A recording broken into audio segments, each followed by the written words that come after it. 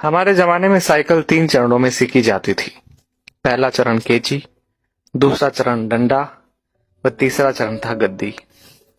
तब साइकिल चलाना इतना आसान नहीं था, क्योंकि तब घर में साइकिल बस एक होती थी जिसे पापा ही चलाया करते थे। तब साइकिल की ऊंचाई 24 इंच हुआ करती थी, जो खड़े होने पर हमारे कंधे के बराबर आती थी। ऐसी साइकिल से गद्दी चलाना मुनासिब नहीं होता था।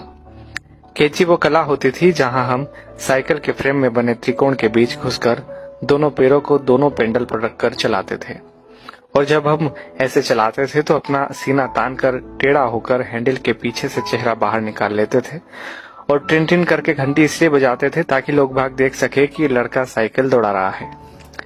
आज की पीढ़ी इस एडवेंचर से महरूम है। उन्हें नहीं पता कि 8-10 साल की उम्र में 24 इंच की साइकिल चलाना जहाज उड़ाने जैसा होता था। हमने ना जाने कितनी दफा अपने घुटने और मुंह तोड़वाए थे, और गजब की बात तो यह है कि तब दर्द भी नहीं होता था। गिरने के बाद चारों तरफ देखकर चुपचाप खड़े हो जाते थे, अपना निक्कर पोंछते हुए। अब तकनीकी ने बहुत तरक्की कर ली है। 5 साल के होते ही बच्चे साइकिल चलाने लगते हैं, वो भी बिना गिरे। 2-2 फीट की साइकिल आ गई है, और अमीरों के बच्चे तो अब सीधे गाड़ी चलाते हैं। छोटी छोटी बाइक उपलब्ध है बाजार में।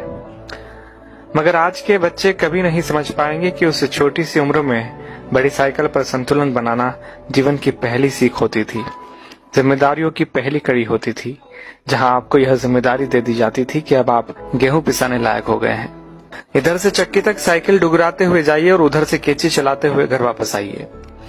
और यकीन मानिए, इस जिम्मेदारी को निभाने में खुशियां भी बड़ी गजब की होती थी। और यह भी सच है कि हमारे बाद केची प्रथा विलुप्त हो गई है। हम लोग ही दुनिया की आखिरी पीढ़ी है जिसने साइकिल चलाना 3 चरणों में सीखा था।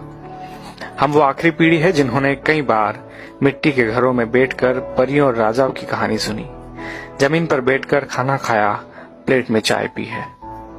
हम वो आखिरी लोग हैं जिन्होंने बचपन में मोहल्ले में मैदानों में अपने दोस्तों के साथ परंपरागत खेल, गिल्ली डंडा, लुका छुपी, खो खो, कबड्डी, कंचे जैसे खेल खेले हैं।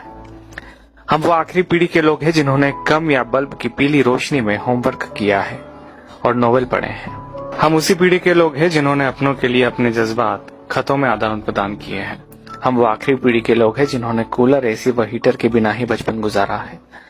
हम वो आखिरी पीढ़ी के लोग हैं जो अक्सर अपने छोटे बालों में सरसों का ज्यादा तेल लगाकर स्कूल और शादियों में जाया करते थे।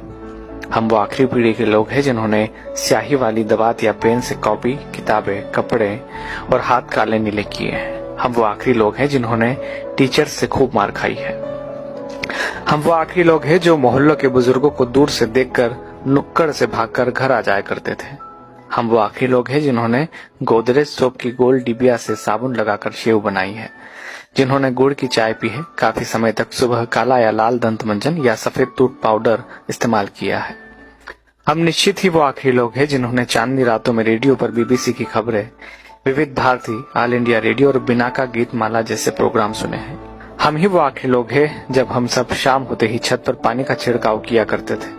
उसके बाद दरी चादरें बिछाकर सोते थे। एक स्टैंड वाला पंखा सबको हवा के लिए हुआ करता था। सुबह सूरज निकलने के बाद भी ढीठ बने सोते रहते थे। वो सब दौर बीत गया। दरी चादरें अब नहीं बिछा करती है। डब्बों जैसे कमरों में कूलर, एसी के सामने रात होती है, दिन गुजरते हैं।